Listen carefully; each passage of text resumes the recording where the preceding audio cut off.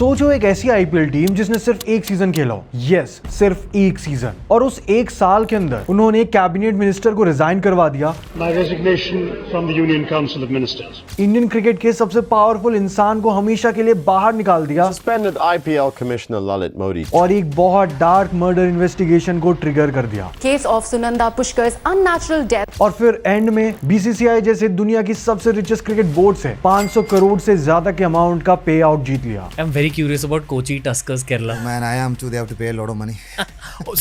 Really? Still they haven't. और सबसे crazy बात बताऊं, ये सब शुरू हुआ था सिर्फ एक ट्वीट से। वो टीम जिसने बैंक गारंटी नहीं भरी, वो टीम जिसे बीसीसीआई ने निकाल दिया, उसने फिर भी बीसीसीआई से अपना पैसा निकाल लिया। ये कहानी है कोची टस्कर्स केरला की, एंड बिलीव मी, ये सिर्फ क्रिकेट की नहीं बल्कि इंडिया की one of the most cinematic कहानी में से एक है। और इसीलिए इस वीडियो में हम आज बात करेंगे how Kochi Tuskers Kerala scammed in IPL.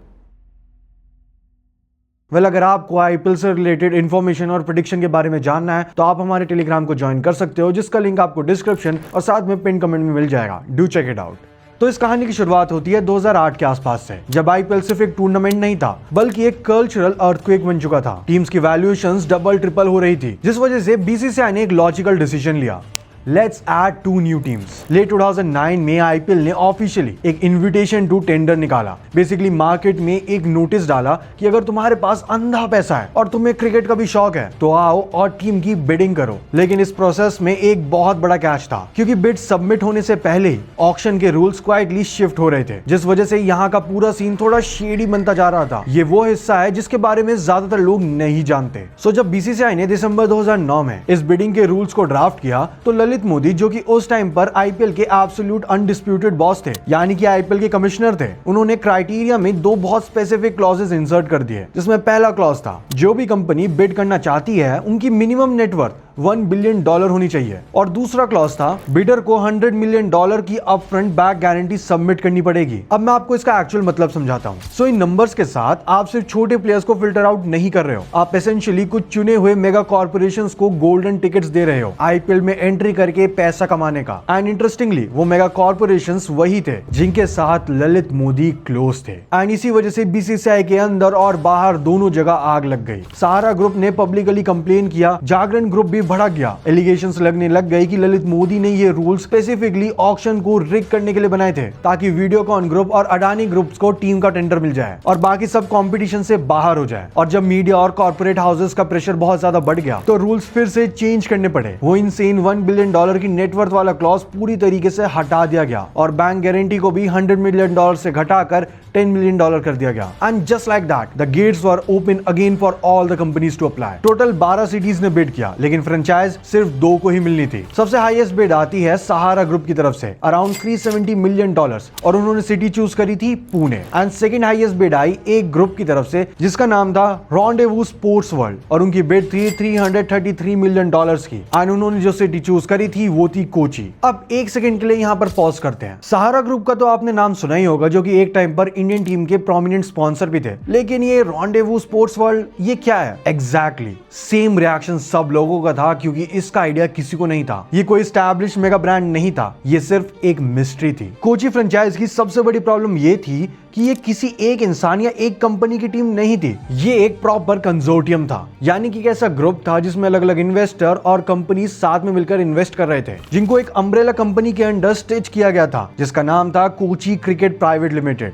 KCPL। And अब अगर आप इनका शेयर होल्डिंग डिस्ट्रीब्यूशन देखोगे तो आपका दिमाग हिल जाएगा। एंकर इंडिया पार्टनर्स के पास थे 27% के शेयर, फिर परिनी डेवलपर्स के पास 26%, Film Waves Combine company, yes एक एक्चुअल फिल्म प्रोडक्शन कंपनी भी इसका पार्ट थी, जिनके पास थे 12% के शेयर, आनंद श्याम के पास 8%, और फिर आता है main player rendezvous sports world, जिसके पास सिर्फ 1% का स्टेक था। लेकिन एट द सेम पॉइंट इसके पास 25% की स्वेट इक्विटी भी थी। ये स्वेट इक्विटी वाला पार्ट ध्यान से सुनना, क्योंकि यही पूरी स्टोरी का ट्रिगर पॉइंट है। सो स्वेट इक्विटी का मतलब होता है फ्री के शेयर्स, वो शेयर्स जिनके लिए आपने कैश इन्वेस्ट नहीं किया बल्कि अपना नाम, अपना इन्फ्लुएंस या अपना नेटवर्क टेबल पर लाने के लिए आपको एज अ रिवॉर्ड दिए गए हैं। और इस शेडी से रॉन्डेवो ग्रुप को लीड कर रहे थे शैलेंद्र गायकवाड़, जिन्होंने एग्जैक्टली पेपर साइन किए थे। इन्होंने टोटल मिलकर अराउंड $333 मिलियन, जो कि उस टाइम के हिसाब से 1533 करोड़ रुपए थे, वो कमिट कर दिए थे। केरला के फैंस के लिए एक सपना सच होता दिख रहा था। केरला को इंडियन क्रिकेट में हमेशा थोड़ा साइडलाइन फील होता था, क्योंकि उनके पास पैशन भी था, उनके फैंस भी थे, पर उनके पास खुद की आईपीएल टीम नहीं थी। तो जब कोची टस्कर्स की ये टीम अनाउंस हुई तो पूरा स्टेट सेलिब्रेट कर रहा था। We feel Kerala is a huge market. IPL is a great franchisee to bring to Kerala, and we are very confident that we'll do well in Kerala. लेकिन इस पूरे excitement के पीछे एक बहुत बड़ा पॉलिटिकल खेल चल रहा था, और उस खेल के मेन सेंटर में थे एक पावरफुल पॉलिटिशियन, शशि थरूर। अगर आप पॉलिटिक्स को फॉलो करते हो तो आपने इनका नाम जरूर सुना होगा। इवन रिसेंटली तो ये अपनी इंग्लिश की वजह से काफी फेमस भी हो चुके हैं हमारी जनरेशन में। ये farmer UN under secretary general रह चुके हैं, साथ में एक बेस्ट सेलिंग ऑथर भी। और सबसे इंपॉर्टेंट बात यह है कि ये तिरुवनंतपुरम यानी कि त्रिवेंद्रम, जो कि केरला की कैपिटल भी है, ये वहां से मेंबर ऑफ पार्लियामेंट है। साल 2010 में वो यूपीए की गवर्नमेंट में minister of state for external affairs भी थे। तो जब इन इन्वेस्टर्स ने केरला में आईपीएल फ्रेंचाइज लाने का प्लान बनाया तो वो नेचुरली शशि थरूर के पास गए। अब आप सोच रहे होगे कि ऐसा क्यों? ऐसा है इसलिए क्योंकि इंडिया में अगर आपको इतने मैसिव स्केल पे किसी प्रोजेक्ट को एग्जीक्यूट करना है किसी स्टेट के अंदर, तो आपको टैक्स में कंसेक्शन चाहिए, स्टेडियम अपग्रेड्स चाहिए, लोकल एडमिनिस्ट्रेशन का सपोर्ट चाहिए, एंड इन सब चीजों को करने के लिए आपको सबसे इंपॉर्टेंटली चाहिए पॉलिटिकल बैकिंग, जो कि एक्चुअली इस देश में एक अनसेट रूल बन चुका है। तो मिस्टर थरूर ने पब्लिकली ये स्टैंड लिया कि वो सिर्फ एक मेंटोर है। उनका क्लेम था कि उन्होंने इस कंसोर्टियम को सिर्फ गाइड किया क्योंकि वो अपने होम स्टेट केरला में एक प्रॉपर स्पोर्ट्स प्लेटफॉर्म बनता देखना चाहते थे। उन्होंने स्ट्रांगली स्टेट किया कि उनका इसमें जीरो फाइनेंशियल इंटरेस्ट है, कोई कॉन्फ्लिक्ट ऑफ इंटरेस्ट नहीं है, और उनकी मिनिस्ट्री का क्रिकेट से दूर दूर तक कोई लेना देना तक नहीं है। पेपर पे ये सब बातें काफी अच्छी लग रही थी और काफी लॉजिकल भी, पर यहाँ पर एक छोटी सी, बहुत छोटी सी एक्सपेंसिव प्रॉब्लम थी, और वो थी मिस्टर थरूर की तब की गर्लफ्रेंड सुनंदा पुष्कर, जिससे उन्होंने 4 महीनों के बाद शादी भी करी थी। उनको इस फ्रेंचाइज के अंदर क्वाइटली 4.75% की स्वेट इक्विटी दी गई थी, एंड मिसेस थरूर भी उसी रॉन्डेवो स्पोर्ट्स वर्ल्ड का हिस्सा थी, जो कि इस कहानी में शुरुआत से शेडी है। और उस वक्त पर उनके 4.75% के स्टेक की वैल्यू लगभग 70 करोड़ रुपीस थी। और सिर्फ यही नहीं, कॉन्ट्रैक्ट में एक हिडन क्लॉज भी था, जो कि उनको फ्रेंचाइज के टोटल ग्रॉस रेवेन्यू प्रॉफिट से नहीं बल्कि टॉप लाइन ग्रॉस रेवेन्यू का 15% लाइफ टाइम देने की गारंटी करता था। अब ये कोई छोटी मोटी डिटेल बिल्कुल नहीं थी, ये एक ऐसी फाइनेंशियल कहानी थी जिसे देखकर वॉल स्ट्रीट के बैंकर्स भी कंफ्यूज हो जाएंगे। एक मिनिस्टर की पार्टनर जिसका क्रिकेट बिजनेस से कोई नोन कनेक्शन नहीं था, उसके पास एकदम से $333 मिलियन की एक टीम की एक बड़ी स्टेक आ चुकी थी। 11 अप्रैल 2010 इसी दिन इस टीम का कॉन्ट्रैक्ट साइन होने वाला था, पर ललित मोदी ने पूछा ये सुनंदर पुष्कर आखिर है कौन और इसके पास इतनी फ्री इक्विटी क्यों है। ललित मोदी के खुद के स्टेटमेंट के हिसाब से, जो कि उन्होंने अपने इंटरव्यूज और रीसेंट पॉडकास्ट में भी बताया है, उसमें उन्होंने कहा है कि उन्हें कोची ओनर्स की तरफ से कोई सॉलिड रीजन नहीं मिला, लेकिन उन्हें एक फोन कॉल जरूर आया और वो था शशि थरूर का। ललित मोदी क्लेम करते हैं कि थरूर ने उन्हें डायरेक्टली धमकी दी थी, सुनंदा पुष्कर के बारे में सवाल मत उठाओ। और जब मोदी ने बैक डाउन नहीं किया तो थरूर ने कहा अगर तुमने और ज्यादा डिग किया तो मैं कल तुम्हारे ऊपर ईडी की रेड पड़वा दूंगा। अब उनकी स्टेटमेंट के पीछे का सच क्या है ये तो सिर्फ इन दोनों को ही पता होगा, क्योंकि शशि थरूर ने इन एलिगेशंस को टोटली डिनाई कर दिया था। लेकिन जो इसके बाद हुआ वो इंटरनेट और आईपीएल हिस्ट्री का एक बड़ा हिस्सा बन गया। ललित मोदी ने फोन निकाला और कोची की पूरी शेयर होल्डिंग डिटेल्स ट्विटर पर डाल दी, और अगले दिन सुबह पूरे देश के न्यूज़पेपर्स का फ्रंट पेज इस स्टोरी से भरा हुआ था। इंडियन पॉलिटिक्स में भूचाल आ गया। एक रनिंग कैबिनेट मिनिस्टर की गर्लफ्रेंड के पास एक मेगा आईपीएल टीम में 70 करोड़ की फ्री इक्विटी कैसे आई? इस क्वेश्चन ने सबके दिमाग को हिला के रख दिया था। पार्लियामेंट पूरी तरीके से रुक गई। अपोजिशन में बैठे बीजेपी के एमपीज ने जेपीसी यानी कि जॉइंट पार्लियामेंट्री कमेटी को इंक्वायरी करने की डिमांड शुरू कर दी। हर न्यूज चैनल पर बस इसी चीज के बारे में डिबेट चल रही थी। शशि थरूर ने इनिशियली काफी रेजिस्ट किया, पर पॉलिटिकल प्रेशर इतना ज्यादा मैसिव था कि मीडिया ट्रायल इतनी इंटेंस हो गई कि सरकार को स्टेप इन करना पड़ा। और 19 अप्रैल 2010 को यानी कि ललित मोदी के उस ट्वीट के 8 दिन बाद शशि थरूर ने मिनिस्टर ऑफ स्टेट की पोजीशन से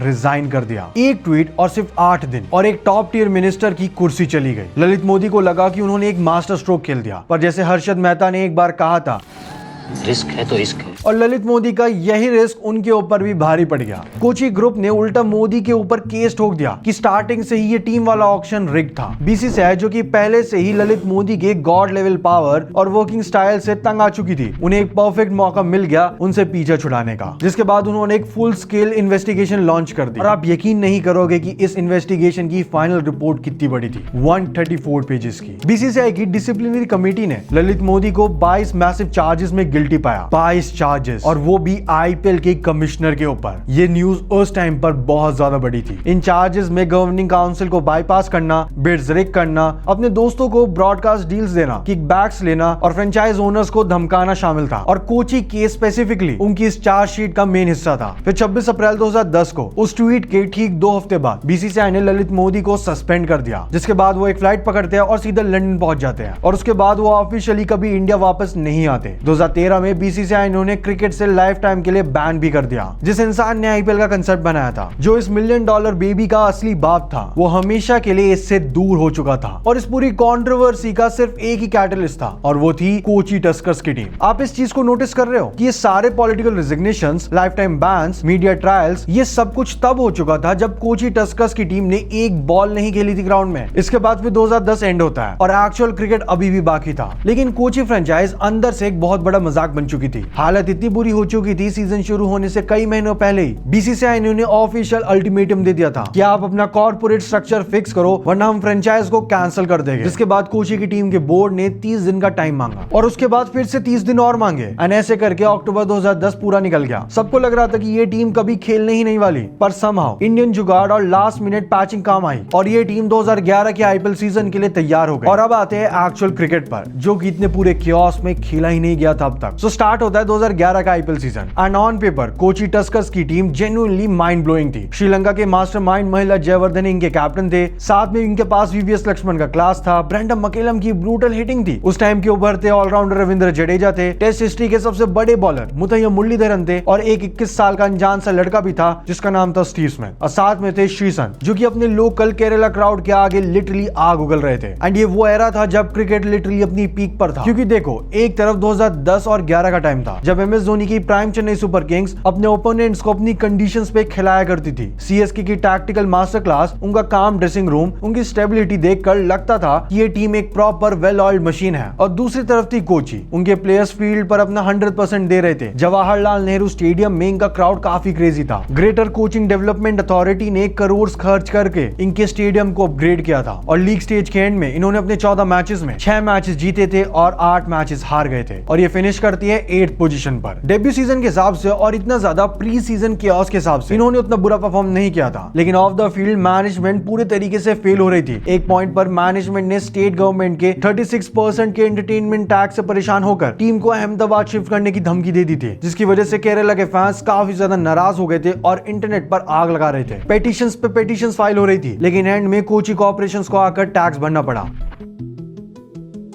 2011 का वो सीजन तो खत्म हो गया, लेकिन असली तूफान अभी आना बाकी था। अब इस टाइमलाइन को बहुत ध्यान से समझना होगा, क्योंकि यहीं पर सबसे बड़ा टेक्निकल ट्विस्ट है। जब आप आईपीएल फ्रेंचाइज को खरीदते हो तो कॉन्ट्रैक्ट के हिसाब से आपको हर सीजन शुरू होने से पहले बीसीसीआई को एक fresh annual bank guarantee submit करनी होती है। कोची के केस में ये अमाउंट लगभग 153.34 करोड़ रुपीस का था। बेसिकली उनकी टोटल मैसिव फ्रेंचाइज फी का 10% एडवांस सिक्योरिटी डिपॉजिट देना था। एंड इस गारंटी को सबमिट करने की एक्चुअल डेडलाइन थी मार्च 2011 की, यानी 2011 के आईपीएल शुरू होने से पहले। लेकिन कोची के ओनर्स ने ये डेडलाइन पूरी तरीके से मिस कर दी, उन्होंने पैसे दिए ही नहीं। लेकिन ऐसा क्यों? ऐसा है इसलिए क्योंकि उनके इंटरनल बोर्ड रूम में वर्ल्ड वॉर 3 चल रहा था। कोई ओनर किसी दूसरे पे ट्रस्ट ही नहीं कर रहा था। किसी में इतना दम, इतनी अथॉरिटी या आपस में इतनी अंडरस्टैंडिंग नहीं थी कि चुपचाप अकेले 153 करोड़ के अमाउंट के चेक को टेबल पे रख दे। सब एक दूसरे का मुंह देख रहे थे एंड कोई एक्शन ले ही नहीं रहा था। इसके बाद बीसीसीआई ने नोटिस भेजे, रिमाइंडर्स भेजे, 1 महीना निकला, 2 महीने निकले, पर जवाब में उन्हें बस साइलेंस ही मिली। लेकिन इस पूरी कहानी का सबसे अजीब पार्ट पता है क्या था? बैंक गारंटी ना आने के बावजूद और रूल्स ब्रेक होने के बाद भी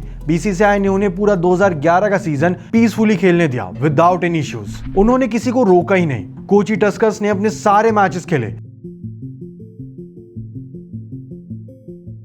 बीसीसीआई ने अपना एक्शन लेने के लिए लिटरली 6 महीने से ज्यादा को वेट किया, और जब सीजन कंप्लीटली खत्म हो गया तब अचानक से 19 सितंबर 2011 को decision has been taken by the BCCI and I mean they have taken this decision keeping in mind all the contractual obligations.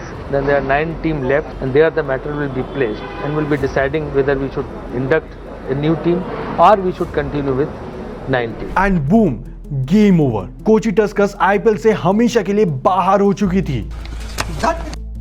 And अगर आपको लगता है कि स्टोरी यहां पर खत्म हो गई है, then my friend you are wrong, क्योंकि असली स्कैम तो यहीं से शुरू होता है। एज टर्मिनेट होने के बाद कोची के ओनर्स रोए नहीं, उन्होंने टॉप लॉयर्स को हायर किया और सीधा बीसीसीआई को आर्बिट्रेशन में खींच दिया। एंड उनका आर्गुमेंट लिटरली काफी स्मार्ट था। आज उन्होंने बोला था कि देखिए, हाँ हमसे बैंक गारंटी मिस हुई, पर हम बीसीसीआई के साथ कंटिन्यूअसली टच में थे, हम नेगोशिएटिंग फेज में थे अपनी इंटरनल डिस्प्यूट सॉल्व करने के लिए, और बीसीसीआई ने बिना हमें फर्दर टाइम दिए या प्रॉपर प्रोटोकॉल फॉलो किए अचानक से हमें टर्मिनेशन दे दिया। ये बहुत ही रॉन्गफुल टर्मिनेशन है। एंड गेस व्हाट, साल 2015 में आर्बिट्रेटर ने रूल किया कि बीसीसीआई की टर्मिनेशन रॉन्गफुल थी। उन्होंने बीसीसीआई को ऑर्डर दिया कोची की टीम को 550 करोड़ के कंपेंसेशन देने का। I mean just think about this, एक टीम जिसने पैसा ना देने के चक्कर में अपना स्पॉट खो दिया था, उस टीम ने लिटरली कोर्ट से ऑर्डर निकलवा दिया कि जिसने उन्हें निकाला है वही उन्हें 550 करोड़ की अमाउंट पे करेगा। अब इसे आप एक फ्रॉड वे में देखो या स्कैम वे में देखो या फिर एक जीनियस मूव के वे में देखो, बट ये सुनने में कितना ज्यादा सिनेमैटिक लगता है। और फिर 2025 में आकर बॉम्बे हाई कोर्ट ने इस ऑर्डर को अपहोल्ड कर दिया एंड बीसीसीआई को टोटल 538.84 करोड़ रुपीस पे करने पड़ेंगे,